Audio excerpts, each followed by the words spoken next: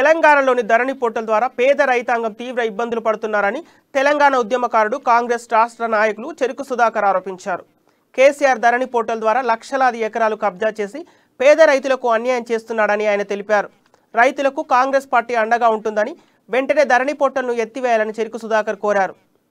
తీసుకొచ్చినప్పుడు కానీ అంత ముందుకు తెలంగాణలో జరిగినటువంటి సాయుధ పోరాట సమయం కానీ ఆ తర్వాత వచ్చినటువంటి నక్సలైట్ మూవ్మెంట్ కానీ వివిధ సందర్భాల్లో భూములు అధికంగా ఉన్న భూముల్ని పేదలకు పంచేటువంటి కార్యక్రమం ప్రభుత్వాలు చేపట్టి సంఘాలు చేపట్టడంతో కబ్జాలోకి చాలా మంది వచ్చున్నారు. ఇవాళ ధరణి పోర్టల్ వచ్చిన తర్వాత వేలాది ఎకరాల లోపల అప్పటికి కబ్జాలో ఉన్నటువంటి పేద దళితులు, ఎస్టీలు, నిరుపేదలు ఎవరైతే ఉన్నారో వాళ్ళందరూ కూడా భూమికి దూరంగా ఉన్న పరిస్థితి. ఎక్కడో హైదరాబాద్ లో జరిగిన అన్యాయాన్ని చెప్పుకున్నా కూడా పరిష్కారం లేనటువంటి పరిస్థితి ఎందుకు వస్తున్నది?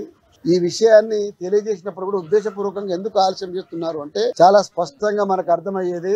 ఈ రాష్ట్రంలో భూములు ఎవరికైతే అనేక సందర్భాలు